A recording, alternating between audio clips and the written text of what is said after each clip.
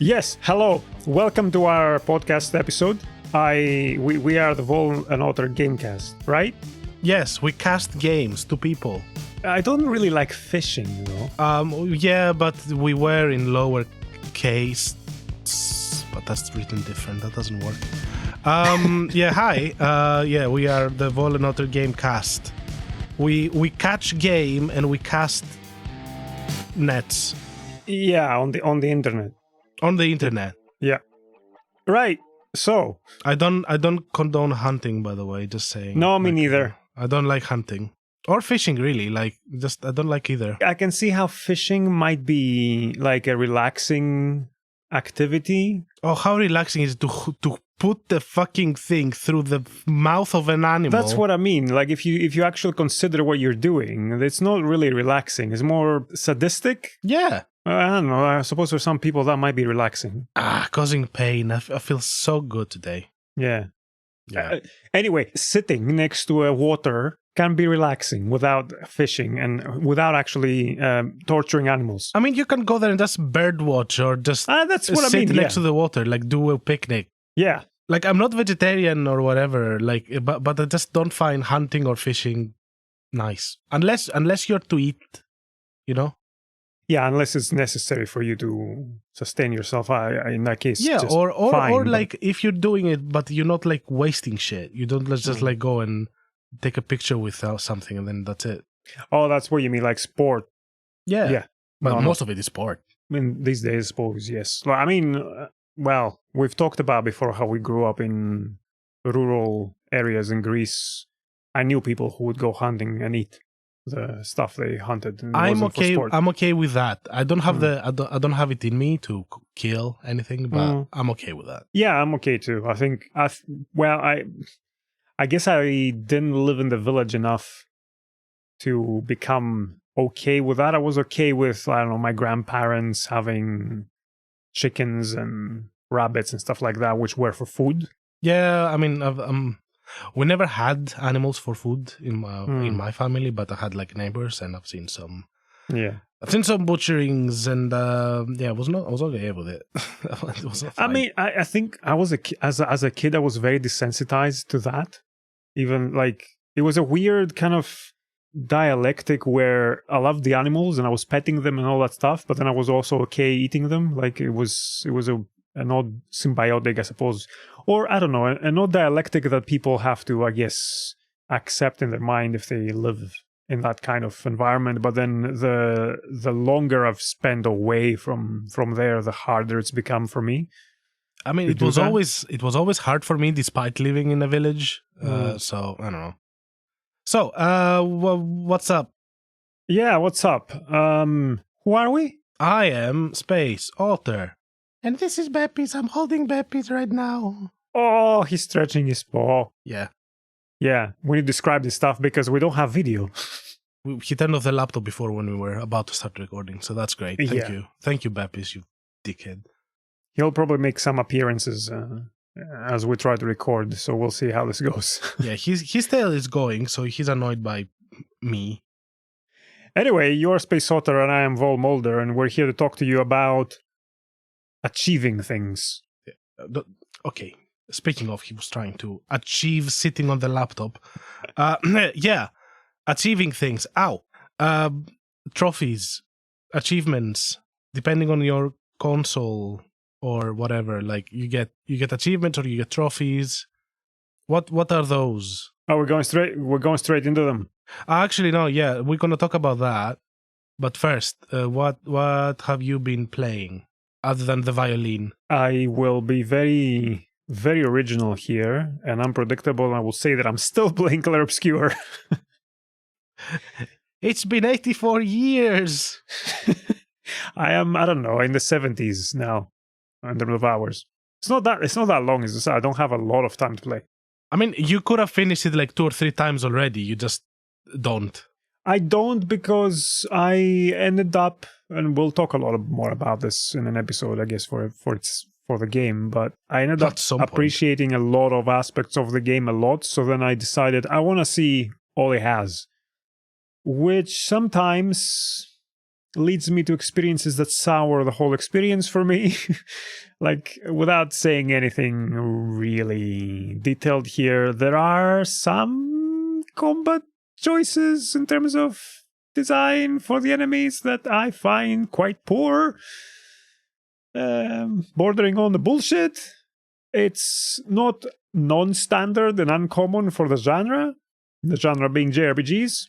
This particular enemy I have in mind reminded me of an enemy in Final Fantasy VIII that I fucking despised. But anyway, that's what I've been playing, and I have started playing Cathy Rain on stream, which is a relatively recent point-and-click adventure game.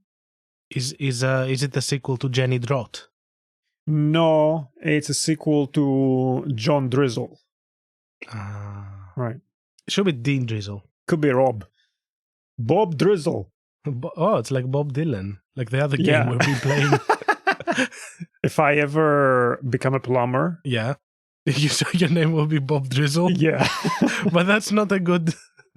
That's not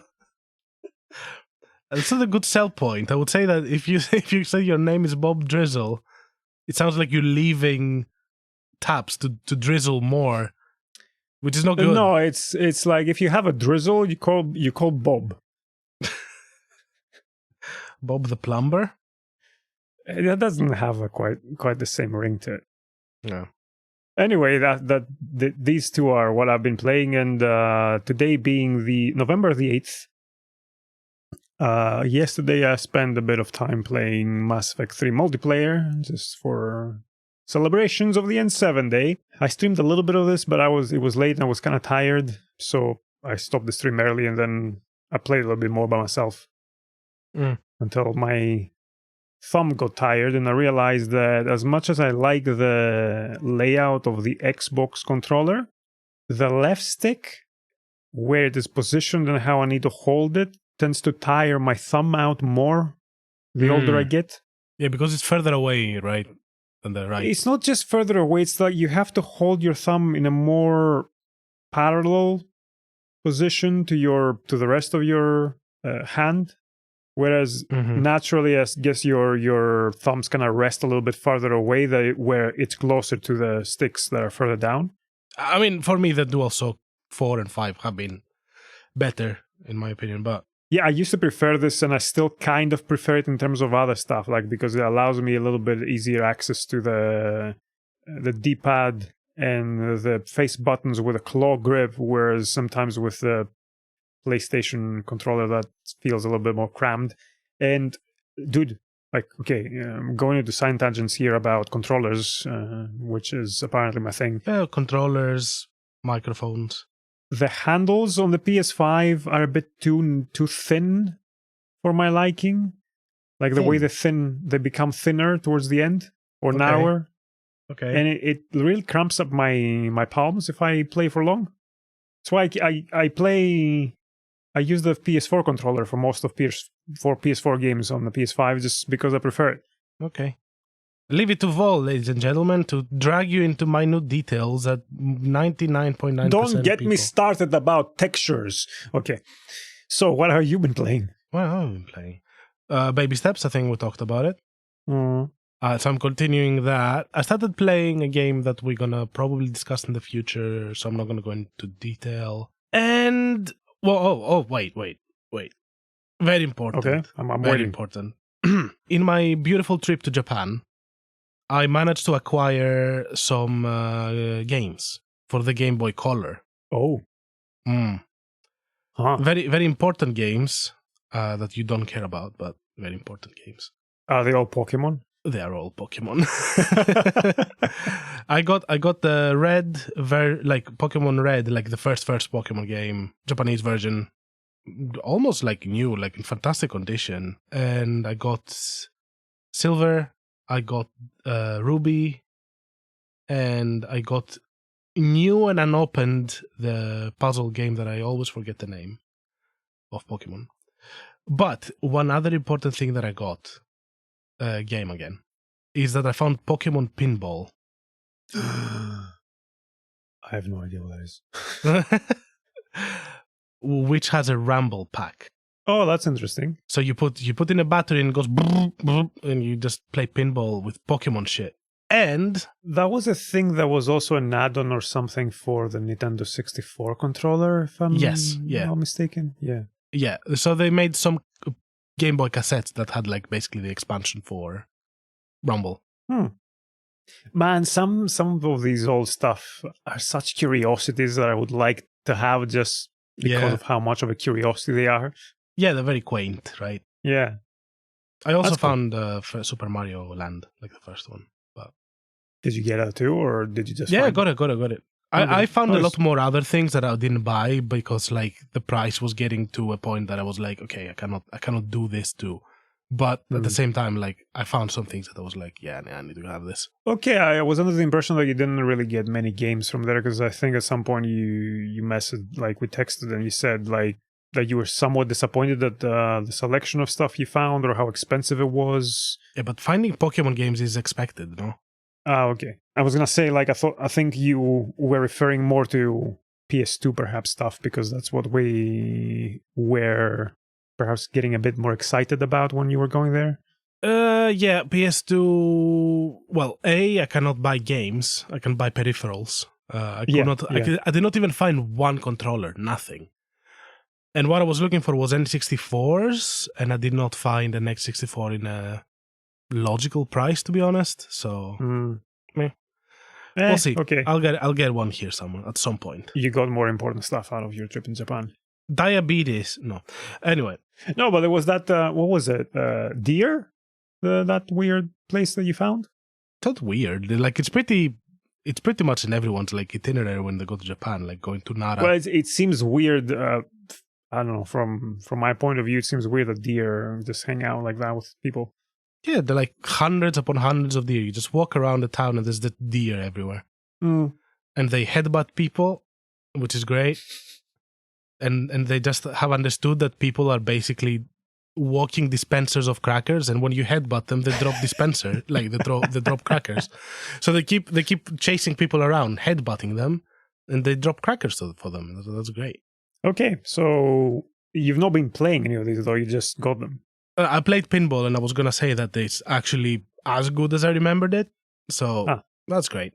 Like they take the Pokemon theme and the particularities, let's say, of the franchise, and they implement them in the pinball game style, like in very smart ways. Like they use specific Pokemon to have specific effects on the ball, or like change things in the board for you. Like it's quite, I don't know, quite an original way of thinking about the games, and definitely more effort than they are putting in their games now. Nice. Especially the side games.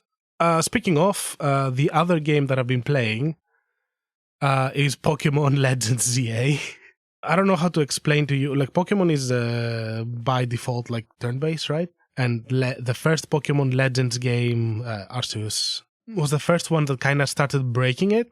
It became more RTS, and it had more like sneaking mechanics and real life like situations where you're out in the wild, the Pokemon sees you, attacks you, you need to either run away or put the Pokemon out to fight, and space matters, so you move around during the fight, and that changes stuff, and you can sneak up to Pokemon and whatever. So they made a second game, and I was waiting to see if it's gonna run okay on the first Switch, and it turns out that it did, so I was like, okay, I'm gonna get it. It's gonna be the last Pokemon game I'll probably play in my life, because I'm not gonna move to Switch 2, most likely. They are exclusive to Nintendo systems, I guess. Yeah. Right. Yeah, it's a good game. They clearly have cheaped out, or not cheaped out necessarily, but like they clearly, quote-unquote, optimize the game by dropping a lot of graphic quality. Like you can see that the buildings are literally a JPEG and stuff, and that is like the very surface level of which you see like TikTok posts complaining about. The windows look like shit. Okay, did you play the game? Fruit. People do this shit all the time, yeah. And then like I was like looking at reviews online, 90% of the reviews were just complaining about like the JPEGs and everything. Okay, like fine. It has like bad things, but like that's not real criticism. I can look at it and say the same. Like, come on, talk about the fucking game. There's well, this is a different topic, I suppose, but there is an ongoing increasing negativity in how people talk about games. Granted, there's a lot of shit happening in the industry that is not great, but the level of complaining about other stuff, about everything that comes out, it reached a peak with the Switch 2, and there are legit criticisms to direct at the Switch 2 and Nintendo and some decisions. But at the same time, like, there were so many articles of the Switch 2 is coming out and I don't give a fuck. It's like, It's a lot of clickbaity and like rage mongering, and it's like, look, I'm not defending Nintendo and I'm not defending Pokemon. I have issues with the game, like major issues with the game, but I find that very surface level. Like I can, like there are things that I can look over if the game is good, and the game is good. You know, like they do some neat stuff in there. Like they're reinventing the wheel, let's say, in nice and interesting ways, and keeping the gameplay fresh, which is what I wanted. It's what I wanted out of this. And it's what matters, really. I mean, not that visuals don't, and we often will speak about visuals, but... I mean, look, visuals, okay, the environment, they are chipping out. But this is nothing new. It's been the same thing since Pokemon Sword. It hasn't changed. I don't know why people are still surprised and they're still getting outraged every single time this happens. Like, they're just gonna do it. They're making money like this. They don't care. I suppose perhaps that might be driving a bit more of that criticism, because you'd expect one of the biggest franchises in the world to have... Oh, no, the biggest franchise in the world. Well, okay, even better for what the point I'm making, in that you'd expect they would have the resources to actually do also something that is very technically sound and advanced, perhaps, given the constraints of the hardware. Yeah, I mean... Also, like, they still don't have voice acting, which is weird. They're still using like low quality, like bit sounds from the Game Boy 1 for like from the first Game Boy. Yeah, for Pokemon that were released then, they still have the same blip bloops when they come out. Okay, this is just cheap. Yeah, I know that I know that they're going for the nostalgia of it, because like they're the first generation, right? People remember that. I know, man, but like the audio quality on those systems was such because the systems were really, really limited in terms of memory and processing power. Like, you can update the files to not be shit compression. Okay, anyway, the game. Yeah. To begin with, neat writing again, which is something that I am unused to be seeing in Pokemon games for a while now. Like the characters have character, and the world has a personality and everything. Compared to other Pokemon games, like this is all in one city, so it's one big circle of a city. The exploration happens a lot more vertically compared to like it was before, which was horizontally. So like they expanded basically your space by going up in buildings and stuff. Is there platforming in it, or there is some platforming? Nothing heavy though. Nothing like particular. Like you don't need to be good at platforming. You just explore up and down and stuff. You know. Right. Okay. And ZA is called ZA because you go from rank Z to rank A by going into these royal battles and battling trainers at night, catching Pokemon during the day. It has a good day-night cycle. Like, it's engaging gameplay, you know? It's nice. But one thing that really fucking annoyed me, at some point I got to like rank V, and the guy comes in and goes like, I'm gonna give you a super special promotion. Now you rank F. And I'm like, no, I want to work my way up. I don't want to just go up 14 ranks like this. Come on. Wait, what was this? Like, who appeared like, and told you that? A part in a main mission. Like, the guy goes, now you're rank F. It's like, oh, come on. Was that optional, or? No, he just does it. Huh. And it's like, come on. Like honestly, like, I saw this and I'm like, oh, cool. I can, like, slowly work my way up through ranks. Rank A is gonna be, like, super fucking hard. and I'm gonna start from like the lower ranks, and I'm slowly gonna build a nice team. But like jumping so hard, it's like so, I don't know, unsatisfying, you know? Yeah. Anyway, like the game is good. It's very French because it's set in, well, fictionalized France now. So yeah, that's cool. And they eat croissant curries. Okay. Oh, and the Victor Bell Mega Evolution is just fucking amazing. Like, just genuinely, like, that's the thing. Like, when they cheap out on the designs of like buildings or whatever, they always put their focus on the Pokemon itself, themselves. So it's always like good to look at these creatures and how they move and how they react and how they look and everything. So, you know. All right. So it's a bit of a trade-off then. Yeah. And they really, That's fair. like in the previous game, they really put their money down on that because like when you were going and making camps, you could see that, like in Scarlet and Violet, you could see them like interacting with each other and everything. But anyway, yeah, Pokemon ZA, it's all right. It needs work. Don't go on the fucking laptop, Beppis. Come here. Come here. I saw him when he was preparing to do the move. He literally went around the laptop and from the side just to try and do it.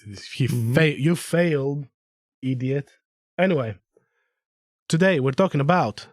He didn't achieve anything there. No. But we are gamers, and we achieve a lot of things. Well... we achieve a lot of things that don't matter. I don't know. I'm getting trophies for my achievements all the time. Digital trophies that you can show to no one. I show them to the world. Right, we are talking about achievements and trophies. Yes, and all that jazz. So this was your idea for this episode. I will say that we had recorded in the distant past, anyway, an episode on these things that video games like to reward players with, and we didn't use it. Joe was part of it. Yeah, our sound quality was extremely bad. It's a shame because I think at the time it was like 3 different opinions on them. Yeah, like a middle one, an against one, and a pro one. Yeah. And now we are 2 opinions. And I think yours has changed, whereas mine, I think, has stayed pretty much the same. Mine has changed rapidly, and I think that's why I wanted to like go into this and talk about it as soon as possible. Because I became quite against it. Okay. So what were you at the time? Were you the middle? I was middle, yeah. I was seeing why they can be annoying, and I was seeing also how they can be fun. Yeah. But now I have gone more towards the I'm not in anymore. I'm just kind of done with them. Okay. So how do you want to do this? Where do you want to start?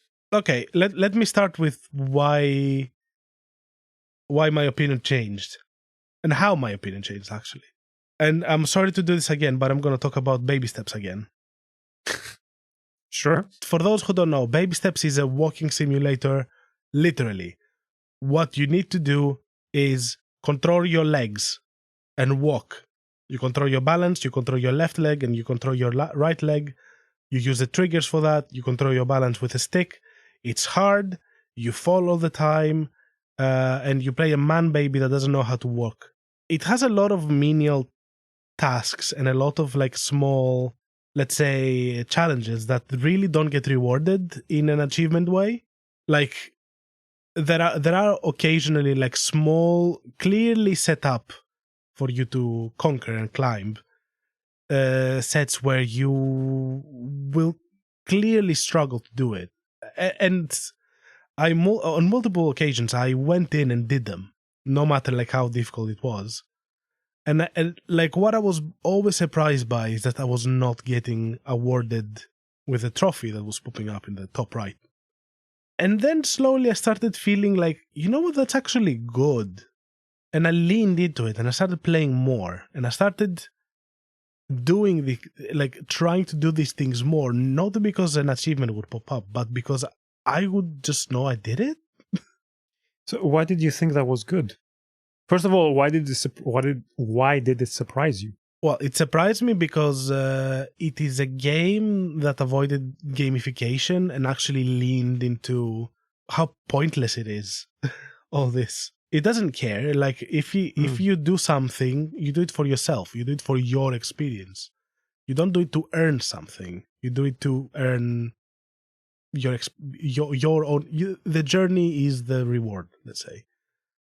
And I found that weirdly poetic at the time that everything is getting gamified, and we're going to talk about that a little bit later.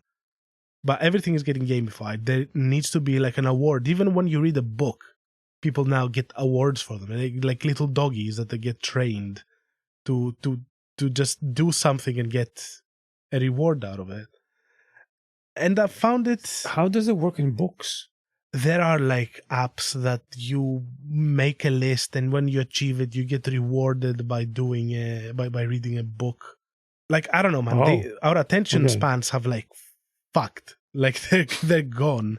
So I found it refreshing. I found it refreshing that like I got surprised the first 2 times that this happened, that I was not getting an achievement, and the third time I was like, you know what? I'm gonna do this for myself, not for the achievement. And I started enjoying it more as a result. Did you start doing this stuff in the game thinking there would be trophies, and you did it to get the trophy, and then you didn't get a trophy and you were surprised? Is that how it went? Basically, yes. I am conditioned to always do stuff for, at this point, do stuff for trophies. Not do stuff for me, for my experience.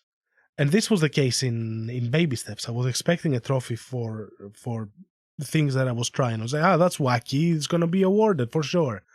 And the game just shrugs. It goes like, no, it's not important. So what kind of trophies does it have? Certain, let's say, side quests and challenges, very certain ones. I gotten 2, not by trying. But nothing... Like, it's just 10, I think, trophies all in all. I guess it's not gamifying the exploration and the experimentation. Yeah. It just lets you be you. And I appreciate that. And, I'm going to let you counter that with the...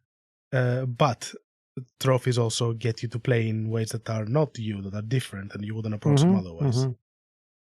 They do. But I think you hit something important here, which is like, what kind of motivation do you start with? I would agree with you that if you start doing things in games fishing for trophies, it sounds problematic because you do run the risk of losing on the experience and in the moment, and of just playing for the sake of playing and enjoying the journey, as you say. Like, I tend to, like, just to be upfront, I'm going to argue for them. Generally speaking, from my experience, like, I like them. But I don't go into games to fish for trophies necessarily. That will happen on a second run, or if we're doing something together and it becomes part of the fun to try to guess what might be there or not. I tend to play the way I play. I tend to role play most of the games I play, even if they're not role playing games. And then once I'm done, if I've enjoyed the game a lot, I look at trophy lists to see, are there any challenges I might enjoy, like undertaking, that I haven't either naturally come across or not thought of doing, or didn't seem natural in the process of how I was playing the game to go out of my way and do stuff. And the other thing for me, I guess, is that it encourages me to replay stuff sometimes.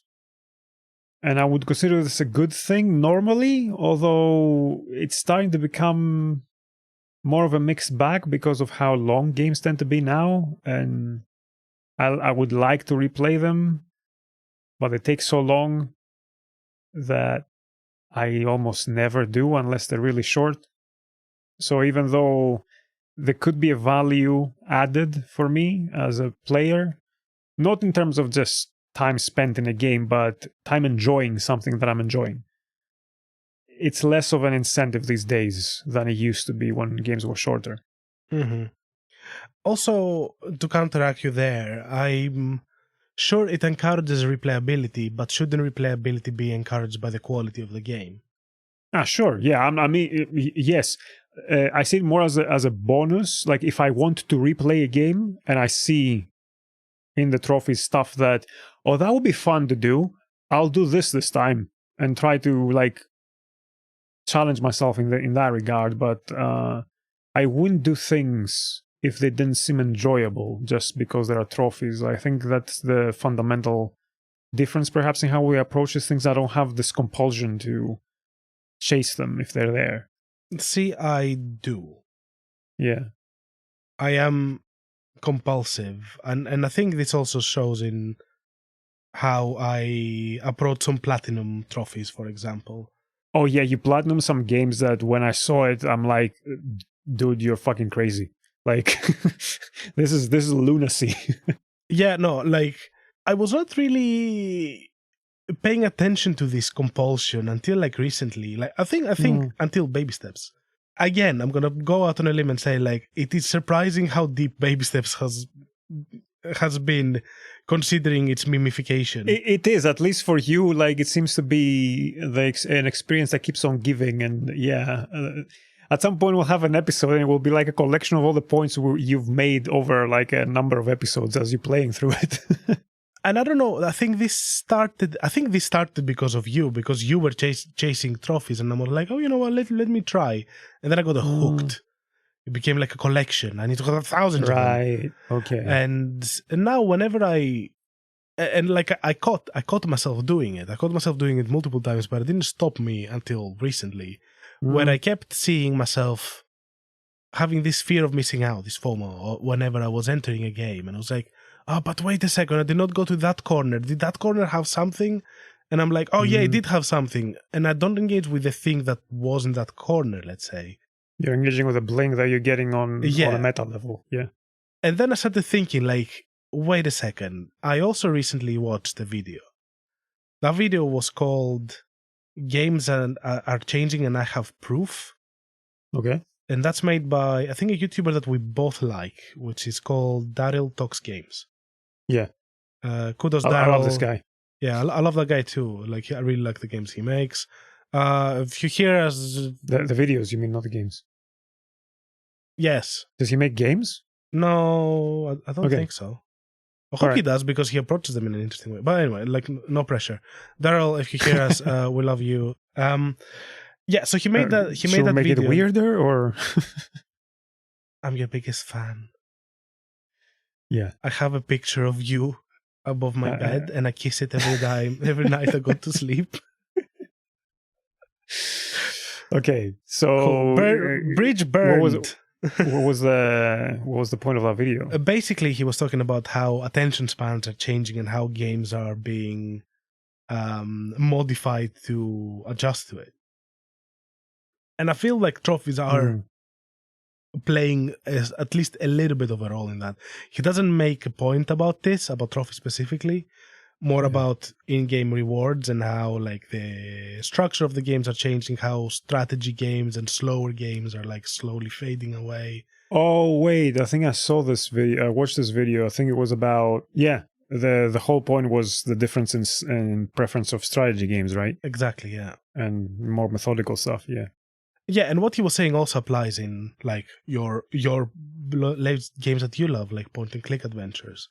Those are under like extinction because of this. Well, that genre went nearly extinct for different reasons, I think. But anyway, like the quality of the games that were coming out started decreasing rapidly after, not long after Broken Sword. Actually, Broken Sword was one of the last good games.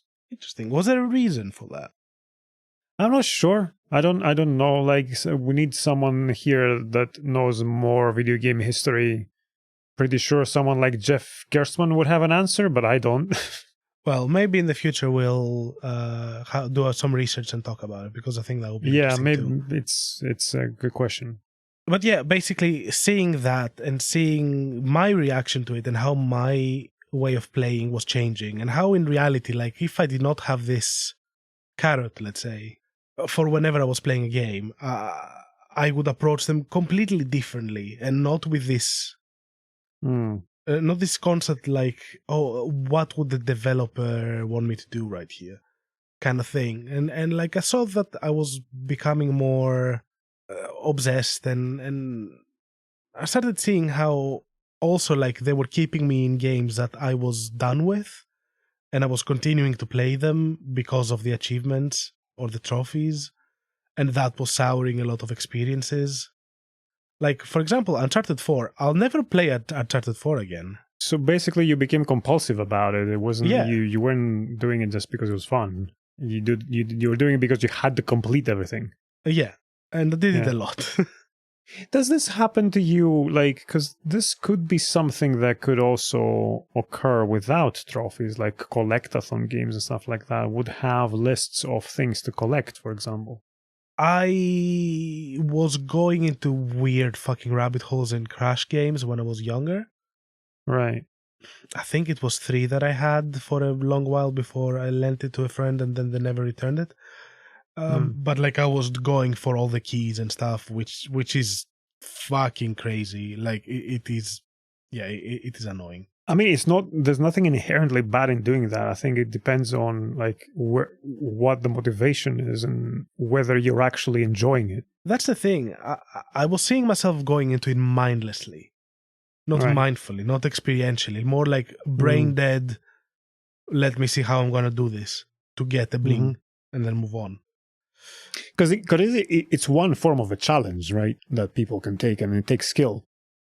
So this could be a sense of, pun intended here, and it's a really low-hanging fruit, but you could get a sense of achievement out of doing this. Yeah, of course. I mean, ideally, that should be what these are there for, I think. There should be like, okay, we made something that is not for everyone. Let's see who is going to be able to go through this part of the game. This sounds like a good segue to when they first introduced achievements, how I approached them from the get-go, and I think set me differently up for how to go into that. Because I saw them initially as a form of expression, of sharing. Like, I didn't care about completing. I didn't care about getting all the achievements. I saw them more as a reflection of, this is how I play the game, and this is a record of it, which then, because they also have the social component where you can see your friends, for example, achievements and all that stuff. And I will parenthesize that by saying that my friends list on these platforms are mostly limited to real friends and extend a little bit further to people I know from forums. They are people that I interact with, that we talk about video games with. So this idea was like, I can check my friends and see what have they done in their playthrough, and they can check what have I done in my playthrough. And this is more a reflection of our play styles rather than, oh, there's a set of achievements and I must get them all. They're not there for me to get them all. They're more there for just a publicly available shortcut to what I've done in the game. If that makes any sense. I think also like this reflects a lot on how we play and how we are as people. Because you are more deep focus, you take your time, you are slow, while I am like, go, do everything, go, like, attention is shitty. Whoa, fuck, is that the tree? Oh, I'm gonna go there. This chaotic way of playing. Basically, like, I get very excited, which I don't look like it in real life. Like, I'm pretty slow moving, but my attention is shit. And I think that it has become shit because of social media, and it's hard to draw causal lines really, but there is research over time, over the last perhaps 2 decades, that indicates that yes, average attention spans for humans are going down. Whether that is due to social media or not, it's hard to tell, but because correlation is not causation. Otherwise you know those famous correlations like that we're taught in like first year uni when they talk to us about stats, and like number of people drowning correlates with Nicolas Cage movies coming out or something. Yeah, I remember. which is a hilarious statistic, but it doesn't mean anything. I think when I first started seeing achievements, I was approaching them in this way. But then I started seeing them becoming very indulgent and very predictable. That's the thing. They've become predictable. It is going to be do these challenges, complete this thing, do all of these side missions, finish with the highest difficulty. I tend to agree on this. It took a while to begin with for developers to figure out a way to do achievements. I remember, for example, Cameo, if I'm pronouncing it right, or Cameo or Cameo. Do you remember that game on the 360? Cameo. Yeah. It had a bunch of achievements for story progression that were 100 Gs each, which is a lot for achievements on the Xbox. Like usually the equivalent to bronze, for example, are 10 to 20 gamer points or whatever they call them. And then they had a bunch of other like side achievements, like do this, do that, some challenging stuff, and I had 0 Gs. Which, going back and looking at that now, is so quaint. It's like, because there was a mandate on a platform level for achievements to be on games, and I guess they hadn't figured out what to do with them. There were other games like the first Mass Effect, for example, that were very much like what I described. Like you had achievements for having this kind of party member in your party for 75% of the game, or playing like this and instead of playing like that. And that's when I saw that, and Mass Effect 1 was one of the earliest games I played of that generation on the 360. I think that was a bit formative for me in how I saw achievements. Like, I don't care about getting everything because this is how I'm going to play this game, and this is just going to reflect how I play, and that's it. Whereas, yes, they have become more predictable and boring almost to the point that they're more progression achievements now, plus challenges which sometimes are completely pointless. And like Uncharted games are some of the worst offenders I can think of the top of my head for this. And Gears of War as well. Like the grind that you need to do for some Gears of War achievements is, well, it's called insane. So it is insane, I think. Bepis is taking an interest in the camera. Yeah, he has. I would say that for the social component, like, I want to praise the PS4 a little bit here, because it did so many things right, and at the time it was it felt like such an exciting console because of these things. Like, they added the capture stuff, they added the streaming stuff, they added some other ways to follow people, and the feed, as you go into the dashboard, would show you a feed of what your friends are doing. This person played this game for the first time, this person got these trophies. And it was a nice way to combine with what I'm talking about, that social component and the sharing and expression.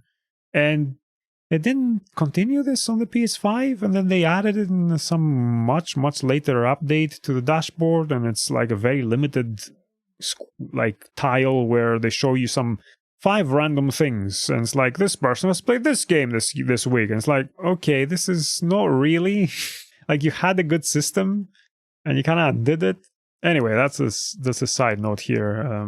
I guess. But progression achievements, I'm torn about them, because on some level I like having them. I appreciate when developers hide them, and I never look at them. I never look at hidden trophies or achievements. I try not to as well, but usually upon achievement hunting, which is more often than I would like to admit, I do check them. But not in story games. They give me a little bit of a sense of how far I'm into the game and how much there is left. Which, in my mind, and the way I use that, is almost like reading a book and knowing roughly how much you have left to read. Yeah, but at the same time, like now, consoles have the percentage completion. I honestly don't look at these things until I'm done with the game. I mean, it's literally on the launch of the game on the PS5. Like on the right side, I think there's like a percent. How many? What do you mean? Oh, the completion of the game, right? I thought you meant the completion of the trophy, right? Yeah, okay. Not all games do this. On the PS5, only the first party games have this implemented consistently. No, I think it's all of them. Really? Yeah, I think so. Okay. Can you stop trying to climb on me? Vol, can you stop trying to climb on me? My cat's been very annoying. I've not noticed it much, but this generation, because I got the Xbox first. What was the console or platform that first introduced achievement? I think it was the Xbox. Was it the Xbox? Okay. It wasn't like Valve or something, right? I think it was Xbox. It was mandatory on a system level. Then Sony added it. And I think then games started adding achievements, like Steam added an achievement system and stuff. Because I remember I don't know. I was going to say I can check my Steam profile to see when the oldest achievements I have are, but that might not necessarily mean anything because I don't primarily game on PC. And this brings me to another point that I want to make in terms of why I like them and I like having them. I never really cared much about achievements or trophies on PC because of how disjointed and inconsistent it is as a platform in terms of gaming.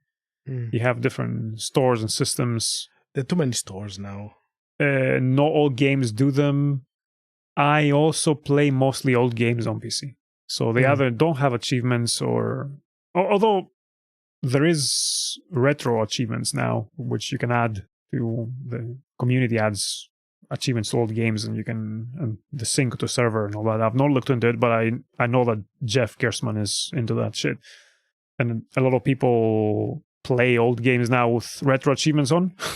Which I think is it's different a bit when community adds these things and it's not the developers, and we'll get to that later because I have a caveat for everything I like about achievements. There are caveats, in my opinion, because they can be implemented badly or insidiously, and that's the problem.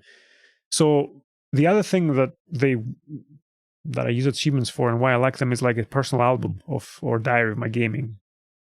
Assuming you've kept the same account and profile over the years, and I'm assuming you approach them the way I do, which is more of a reflection of my playstyle and what I like to do in games. It's like looking through old photographs and reminiscing about that time of my life. Like I take games seriously and I think about them a lot and I relate them to me and to what goes on in my life when I play them. So even pre-achievement era, when I was younger, I would do something similar with saves on memory cards on the PS1 and PS2. Like I would keep all saves and later I would go, what was I playing at that point? Oh, what was going on in my life then? That was interesting that this is what I was playing and this is what I did. Kind of, because similar to music, games are pretty formative for me, the way art is generally for us both, I think. So that is kind of a very, very personal thing. I don't really, I would use retro achievements now for this only. Fair enough. And of course, you can always go and replay old games, but this is not the same thing, really. And streaming and the podcast we do now is, I think, another aspect of this and part of why I was motivated and wanted to do this. It's kind of a live brain of my diary of gaming. Yeah, it's true. And then it's true. We do a more settled take and discussion during this episode, which also, because of the conversation, adds a level of synthesis. So we both grow through it and we both see different perspectives and think more deeply and meaningfully. And I would be very curious in the future to go and listen to old episodes of ours or watch old VODs and see what we think. But this is for another time. Yeah, we're not even live a year now at this point. So Yeah. Like half a year, maybe. I don't know. Less. I think it's half a year now. In terms of actually streaming, I think... Has it? Yeah. I would say it's been more than a year. I would say for first episode upload. Podcast? Yeah. We started in June. Anyway, I mean, I understand keeping a memory of it, but I would say that, unless the game is like 90 fucking hours long and you cannot replay it, the game is the memory, and going through the same places as you did before is revisiting it for me. And that's kind of like what happens now when I play like the old games on the Game Boy and Pokemon Pinball. Like all this like brings up the memories of when I was playing it. So Oh yes, for me as well. I think it's more like scrolling through my trophy list or something and seeing the dates and thinking, well, that's when I played that game. What was happening then? Ah, all right. That kind of thing. I don't think I would normally engage in it or ever, but I see what you mean. Yeah. My other point that I wanted to touch on this is that and I think I touched very teased it, let's say, in the beginning of the discussion, was the gamification of art. Like, to touch first on what you said about Cameo, like, achievements were not presented by developers. They were presented by managers and marketers, like people that wanted to make sure that they're going to keep the audience there, right? On a system-wide level, yes. Yeah. But there are examples of games that have had in-game their own achievement system within the game, even before this happened. And after this, like Nintendo didn't add achievements, but there were games that were doing it regardless. And I don't think it's that far from having quest lists in principle. Like the developer still chooses what to do as an achievement or a trophy. I hope, right? I don't know. I will not count on it. We don't know. Yeah, that's why I say I hope. Like it's quite possible, and this is the huge caveat here that I agree with you. Like, is there a risk here of this influencing the design of the games in order to have a steady flow of dopamine hits for players? And I think it does. And do you know where I think it all started? Like the heavy hitting, achievement hunting, and design that happened especially in sandbox game, your Ubisoftification, let's say, of your open world games. Do you know where I think it all started? Batman Arkham City. Huh? Okay. Explain. Because it had all the tick boxes to go and around and chase. While a lot of people liked what they did with the open world side puzzles, the completionism of this game was a bit out of control. And I started seeing this approach afterwards in a lot of games, especially open world. Yeah, that's interesting. That hadn't really stood out to me at all, but then that might be because of just how I play naturally. And also, I think it was the first time I obsessed over completing something. Actually, now that I'm thinking about it, do you know what was the ultimate achievement seeker and like obsessive compulsive seeker game of all time? No? Fucking Pokemon. Oh, okay. Yeah. Gotta catch them all, I guess. Yeah, literally. Yeah. That explains a lot about my personality, you know? Speaking of, I think you also like collectathons way more than me.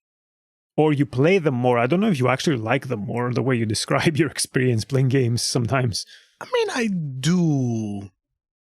But I don't know if I approach them. Like, I approach them as a genre now when I'm an adult. I don't know if I would have the same reaction to them. Maybe partially something is keeping me there because it's like nostalgia, you know? I think, I mean, they're collectathons and collectathons. Some of them I do enjoy them myself as well. And I think the same thing applies to trophies. Depends on what they do with them and how they implement them, because there are ways to do this creatively in a way that enhances the game rather than becomes just either a box-ticking exercise, which can be lazy and very predictable, or a dopamine drip feed exercise to keep players engaged and keep them playing more as if the game itself is not enough for this. Yeah, exactly. Like it artificially stretches a game further than it needs to be stretched to keep butts on the seats for their game. Yeah, to have like monthly active users, I suppose, or something like that. I imagine that on some level it might be giving the developers some useful data about something in terms of completion rates Yeah, for their games. But I don't know if this is controversial, but developers and game creators should not look at completion data, but they should look at, what they want to make, like the art, the art. That's the thing. It's art. I mean, yes, I guess as a side note, sometimes I do wonder what it's like to make something. Have you, because if you look at percentage of trophies and achievements gained for story games, I'm not talking about like the story progression achievements and trophies, right? Mm-hmm. Not side stuff, not challenges, not difficulty related shit. They're so low. They're like shockingly low. You mean in the PlayStation and Steam and stuff? Both consoles, both Xbox and PlayStation, where like I pay a bit more attention and I'm more familiar with. You see story achievements, and even the first fucking story beat achievement, it's 92%. And then you go to the last one, which is people finishing the game, the story, and they're usually at 10% or something. Yeah, because keep in mind how many games are being given now in like services like your Game Passes, your PlayStation extras and whatever. Which takes away the pressure of people actually completing something. And B, even us, we abandon games. So I find it normal with abundance for people to have the flexibility of choice, let's say. Yeah, and I guess with these services, people would... I imagine there are a lot of people who just boot up the game just to see what it is and they go, nah. And then exactly. They never play it again, yeah. I think also it is maybe partially given to attention spans being lower. But I wouldn't go out on a limb and say that's my guess here is that there aren't like it's not a wild guess or a hot take, but the majority of people I don't think engage with games the way we do. No, I don't. Like to take them seriously as art as an art form, and like how often do you start a book and never finish it, or start a film and never finish it? Book often because they take more time out of my day. Film almost never. Usually films are finished because they're shorter. Yeah. But books, I have a 100-page rule. If by page 100 you have not hooked me, I'm off. Well, yeah, okay, that's fair. Then that applies to everything, really. Even films, like if I start watching a film and within like the first 20 minutes I'm not really feeling it at all, I'm probably gonna stop it. Yeah, look, there's some films that I've abandoned. Like, I'm not saying all the time I watch them all the way through, but they're like most of the time. Films are the ones that complete the most. I mean, if the context had been different, I would not have watched The Tree of Life to the end. It's funny that it has to be brought up. Yeah. Yeah, there's a lot of movies I can say the same. Do you hear this, Joe? God damn you! You know that it has a lot of fans out there, so just let's not go into that. As if that's gonna be the most controversial take we'll ever have on this podcast. The other thing with achievements and stuff is for me they run the risk sometimes of breaking immersion, but this was more of a thing earlier on when they were fairly new and would distract me. Recently a friend was watching one of my playthroughs on Twitch, well, the archived version on YouTube. It was still Weeks the Deep, actually, which is very relevant to the point I'm going to make. And they kind of asked me, their comment was, it's curious how someone like you, who is so much about immersion in a game, especially story games, would leave the trophy pop-ups on. And I'm like, yeah, it does look curious. It does seem curious on surface, but I think because I'm more used to them now, so I kind of tune them out when they happen. Oh, I don't tune them out. They used to be very distracting to me. Okay. Early on, yes, and I would sometimes turn them off. I remember when I played the Last of Us, or when I played, and this is gonna be oh my god, I cringe for my past self, but we all make mistakes. When I played Heavy Rain, I wanted to be so immersed in it and not be distracted by trophies that I turned them off. So you instead got focused on how annoyed you were. I mean, I took it very seriously. I went in with a lot of positive expectations because of how people were talking about it. Yeah, it was very hyped up. And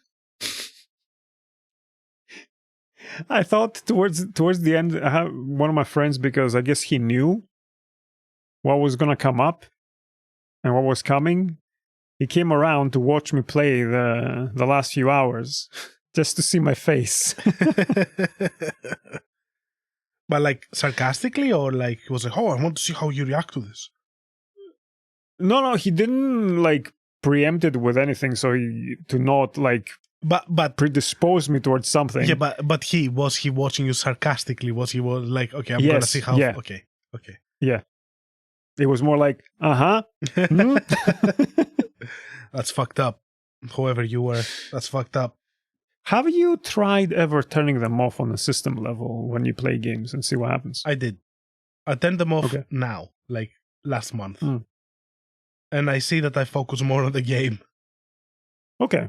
Well, there you go. I mean, look, and you talked before about, art and engaging with art and abandoning art and everything.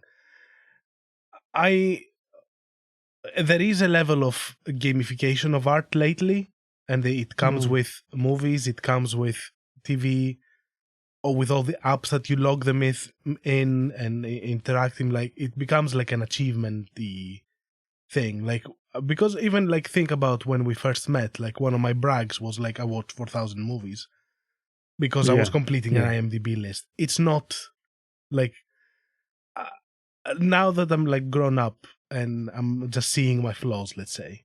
Thank you, therapy. With games, the gamification of games is quite intense. It's in the name, they're games. Yes, but if we want to allow them to evolve into an art, we need to also trust that the audience will not want to be given a little treaty every time they achieve something. You don't get that. You don't get an achievement pop-up when you finish a movie, and you don't get an achievement pop-up when you read a book. No one comes with a biscuit and gives it to you when you experience something. And that's the problem that I find now. It almost like becomes the experience, that pop-up, that trophy. And it's not only that necessarily. It's more the approach that there is, like in general, the business approach of games. It's a very consumeristic one that is very much about abundance rather than the quality of what you get. It's not about you going through a story, an experience, and the experience itself gets completely lost in all of this. And I feel that trophies, especially lately, have become an accomplice in this, and they are one of the things that pulls the medium back. What makes you think that's especially lately? Because they have reached that point of like the full completionism, and the game, the games that are created to be this achievement hunting, this completionist like ideal, this like Ubification. Can you bring up any examples? Because it doesn't seem to me to be that different in the approach. Well, the main difference I see with some games is that we no longer have, some of them don't have any more like difficulty trophies or achievements. But I've not really noticed anything else. And you know why it's difficult specifically? It's because the quote-unquote casual people would abandon the chase of the achievements if it came to difficulty, because they would know I would not be able to do this. So let me just abandon it. So they will spend less time on the game. So I think it's a business decision. Beppy, stop pulling my pants. What the fuck are you doing? I think it's a... He literally went under my legs, like I'm sitting like with my legs up, not up, like, what are you doing? What is this now? What are you trying? I fed you. Okay. All right. Well, if other things are not drawing your attention. The difference is abundance. That games have, especially open world games, have evolved to be this basically collectathon. This very compulsive, like, box ticking. I'm not sure if this is connected to achievements as you connected. I think it's broader. The open world formula is much broader. It's a design philosophy in the game, whether it has achievements or not. Like, you could take achievements out and you would still have the same problems essentially in just in-game lists. Like, I don't think it would be any different. But I think the achievements are kind of a carrot that push more people further to tick boxes, you know? I would be curious to see actual research done on this, because I think we're both speaking just from our perspective of how we're... It's speculation. Yeah, that's what I mean.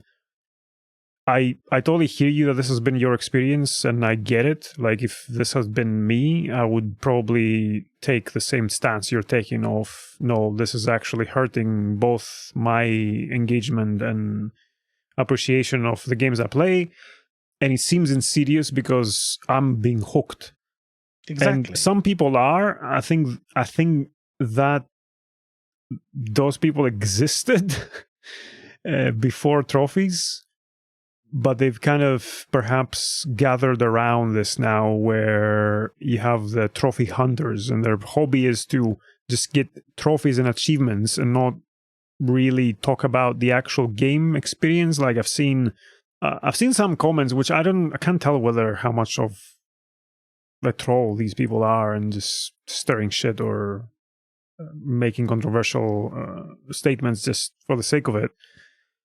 But I've seen occasionally people saying, like, oh, this doesn't have a platinum, I'm not gonna play this game, or something like this. Mm-hmm. Which the overall response I see in comments of that, and I'm talking like websites like, I don't know, Eurogamer or Push Square or stuff like that, not the dregs of whatever Twitter or Reddit are, is, dude, maybe find another hobby if that's how you engage with video games, because you're missing the point. So I think most people are not falling for it in that sense.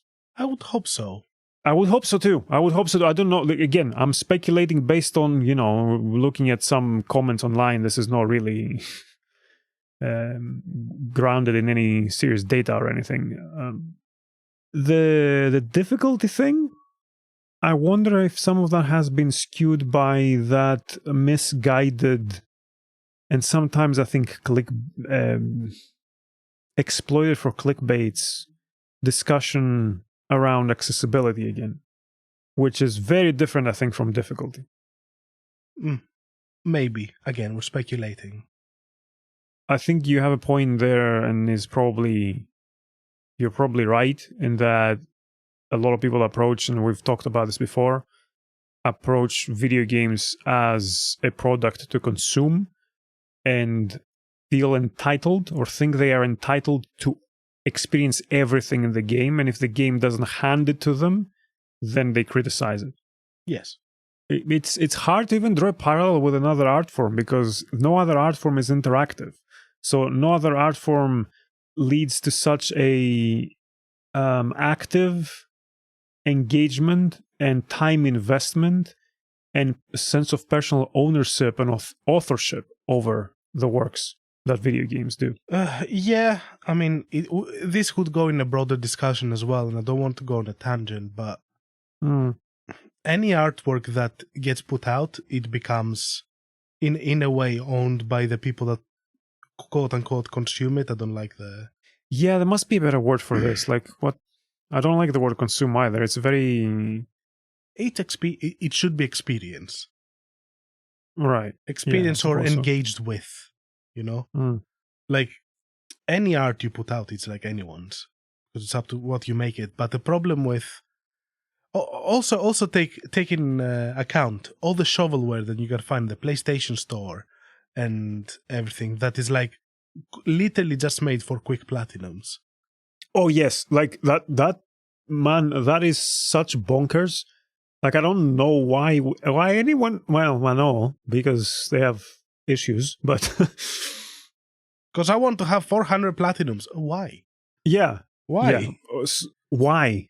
Like, what's the point? And if someone that's listening, like, if I have a platinum for something that was hard, then I really enjoyed it, and it's part of like having it is a reflection of how much I love that game, and the feat of doing something really difficult.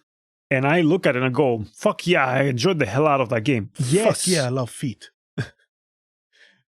But stroke the snake and all that shit that exists on the PlayStation Store, like, yeah, I don't know. Like, what I'm seeing is that our approach to games, which unfortunately is niche, is in quite a literal mismatch to the function of achievements and trophies right now, and how they are swaying a gaming, let's say, a tendency towards a very obsessive trend. Not trend even, because I think it's just like best for business to like keep butts on the seats as much as possible. There was, I'm going back to that video from Daryl, he was quoting research from Quantic Foundry, which I think, if I remember the video right, and anyone listening should go and check that out. It's very interesting. It's a very interesting video, and yeah, again, plugging his channel, I don't know. It's great fucking content. So Quantic Foundry has a bunch of research that I do, mostly through surveys though, so it's limited, and I think it has limitations in how they interpret some of the stuff. But what they tend to do is try to build gamer motivation profiles. And it does seem to be that what motivates a lot of people in video games is completion. Not trophies, though. They're not talking about trophies in that sense. They're talking about doing everything in something, or completing sets, or finishing stuff, which I kind of understand, because it's a very closed system with clear goals, clear success states that you don't usually get in life. And I can imagine that the less you have that in your life, the more it might help you to get that somewhere, because it might give you a sense of empowerment or competency or whatever. Like, these are, I'm going back to other types of rabbit holes I've gone down reading about video games, and sometimes jumping off from that guy's videos. The need for competency is one of basic human needs, basically. So it's not a surprise that a lot of video games are designed in a way where they satisfy that need or feed it somehow.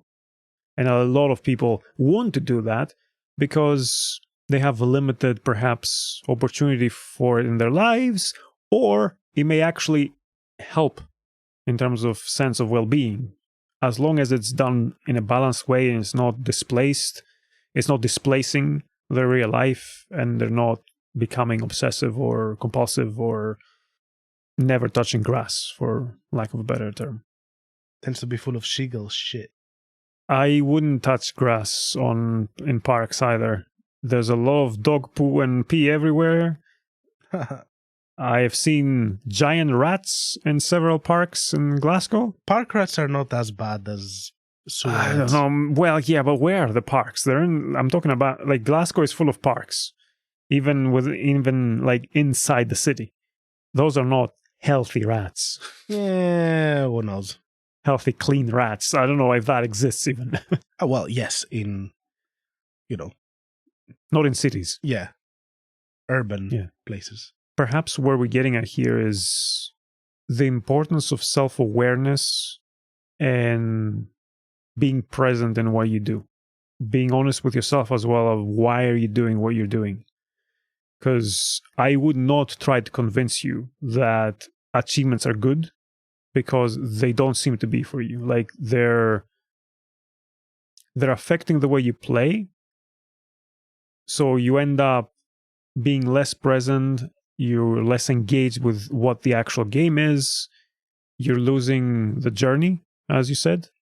And it seems to also have a negative impact on your mental health because I remember you trying to get the platinum in Uncharted 4, and that was not a good time for you. No, I hated doing that. Yeah. And I'm glad that you realized it and you're making a change. And I guess this is a good opportunity to ask, would you want me to refrain from encouraging you to go for achievements or trophies when we play stuff together? Because I've done it a few times.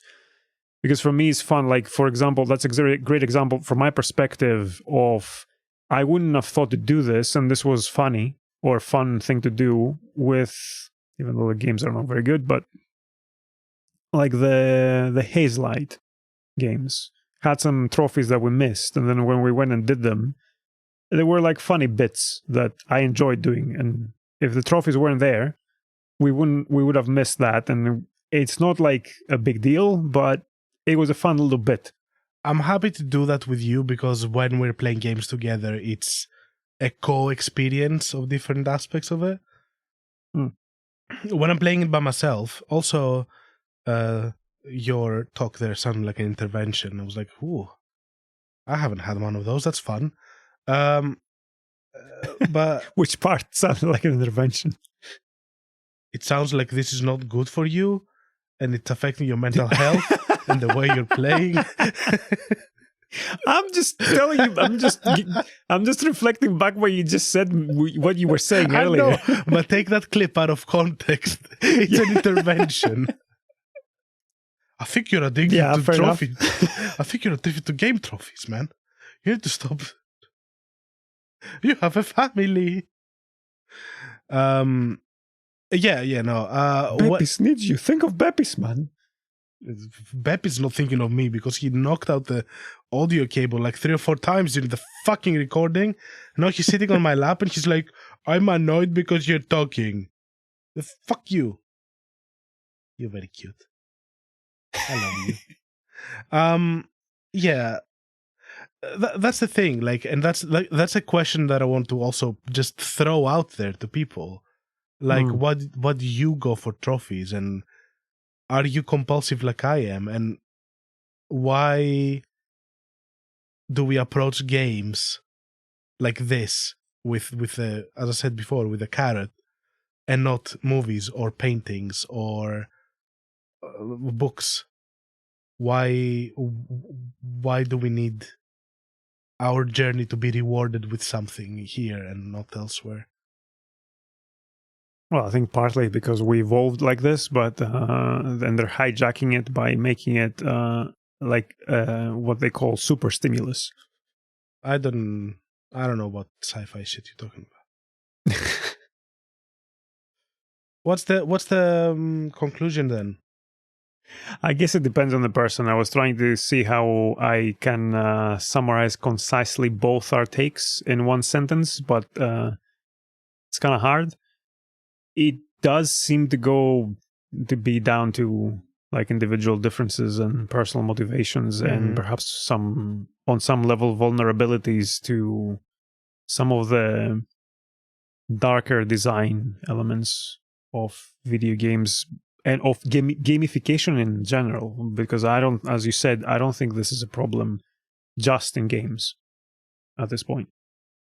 The way We can talk about it for hours, but the way TV shows are made now is way different to how it used to be, and is meant to be binged and keep you subscribed. That's the main thing. And that's the difference between, TV shows or art, let's say, and content. Yeah. Infinite content. Mhm. Tell you about how much content there is. There are content creators, but okay, but where's the substance? Yes. Great movie, by the way, and you still need to watch it, but where's the substance? My favorite horror movie since The Wailing, just saying. Okay, let's close this with a couple of quick questions. First of all, what's an example of a game that you think has done trophies well, and what is the worst offender you can think of? I find most games that push you to a completionism kind of mentality to be flawed. But I like trophies that get you to do wacky shit and just see the reaction. So as a good example, I'm going to throw out something that was easy, but I found quite satisfying when I did the little things that they wanted me to do, which was Untitled Goose Game. Yep, good one. Because the way it made you engage with basically everything in it was original, and in no point did it say collect all the potatoes or scream at all the lakes. Just go on top of all the ponds and press honk. It does not go mindlessly throwing you to do something grindy. Worst, I would say, worst I would say it's I don't know about worst. Any that drives you to do this, exactly this.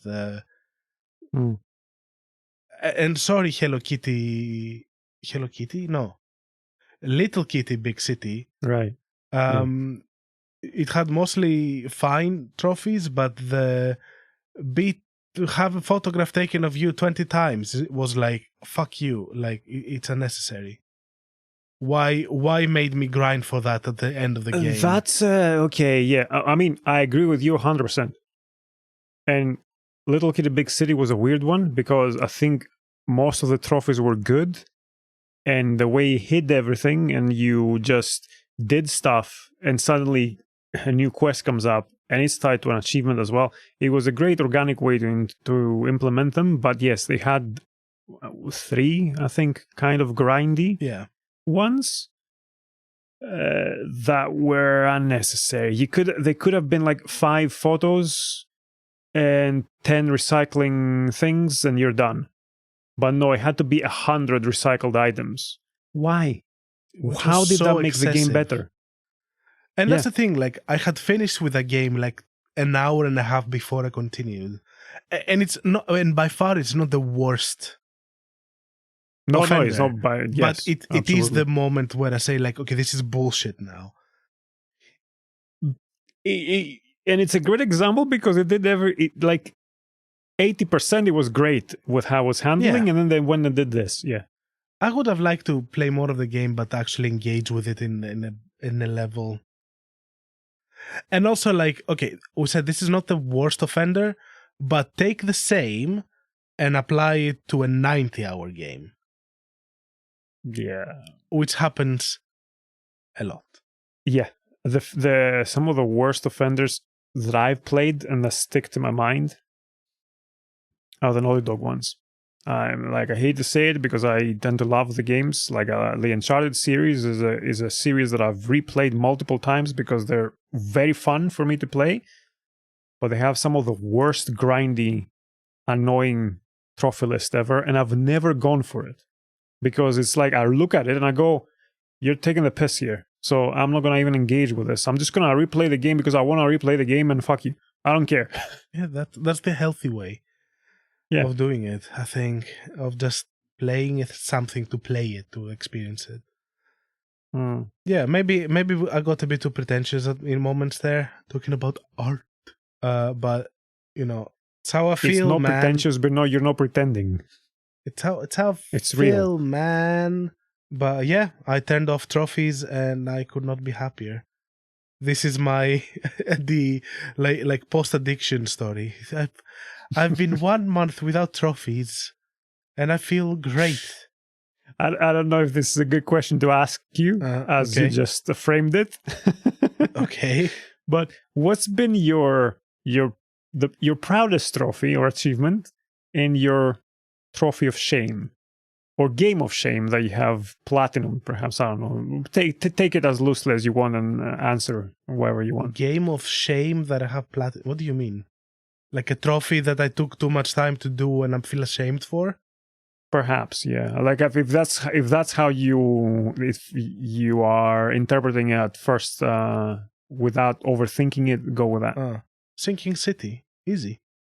Okay. I thought that might have been one. Yeah. I didn't have to do all of this. It definitely was a waste of time, but I did it. And it was a bad game. Yeah. What about the other side, though? What's one that you feel good about?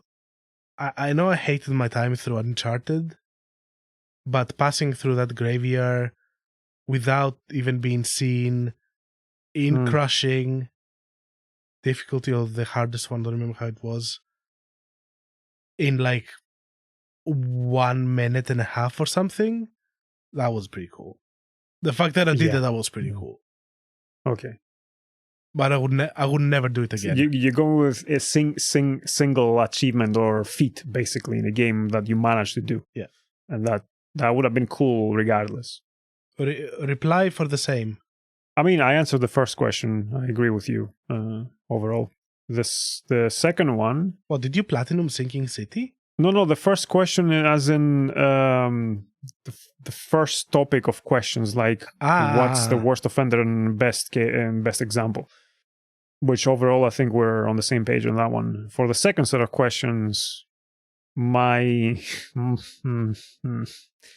trophy of shame is the platinum for Dragon Age Veilguard. Oh, you got the platinum there as well. Wow. Yeah.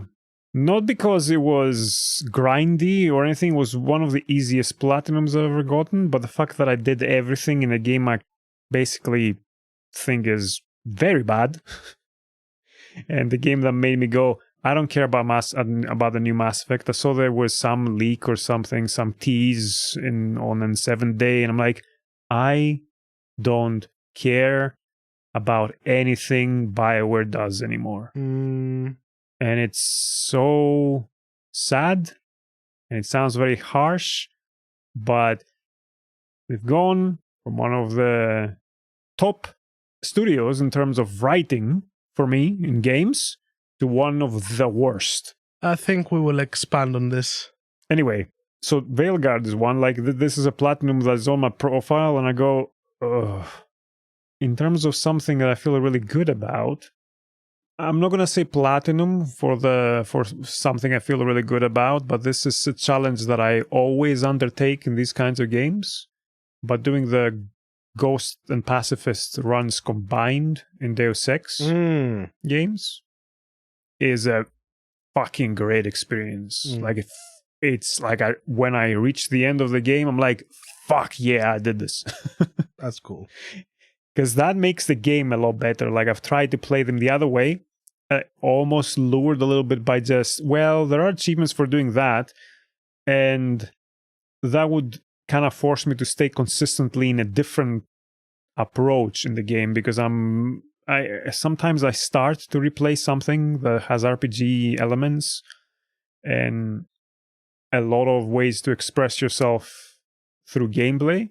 And even though I have the intention of doing the opposite stuff, I guess some things feel too bad to do, or some things are not as fun, and I end up doing the same things all over again. Or they're not as cool, rather, perhaps not as fun, because it's very cool to play a stealth game full stealth. Yeah, it's pretty cool. But I'm bad at stealth games, so I could never do that. Yeah, it's fair enough. So yeah, those would be it. If I were to go for platinum, I guess perhaps Mass Effect would be one, mainly because of how much I love that game, and it's just look, I've played this game to bits. Achievements, that's it. We did it. We talked about them. We feel our own ways. Mixed. Yeah. Something to plug in. Very important. 11th of January. Mark your calendars, everyone. We're doing a farewell, or rather, good riddance stream. Playing Anthem. We're doing a fuck-off stream. Fuck-off stream. For Anthem, on its final day in this world and existence. So 4 o'clock Universal Time or GMT. Please come and join us to say goodbye to this disaster piece of a game. To the game with which the fall of BioWare started and never recovered from. And the game that broke us. The Bob Dylan of video games. Yeah. We would like to thank all the people that have helped us for this. You know who you are. I'm not going to thank Beppis today because he's been very fucking annoying. I am going to thank Beppis today because... Bappis? I'm going to thank Bappis today because his shenanigans made for good comedy from my end. Because I don't have him trying to interfere with my stuff while I'm trying to do things. And he has a very silly face. He does. How can I not thank him? Look at him. Well, the audience cannot look at him, Vol. Come by Space Otter's Twitch Come by. or YouTube so you can see Beppis for yourself. Thank you, everyone. Thanks for joining. See you in the next one. 11th of January. Mark your calendars. It's important. I need help. It would be really funny if the servers have any problems earlier and they just never put them back up. And we just play Fall Guys. Something like that, yeah. Right. All right.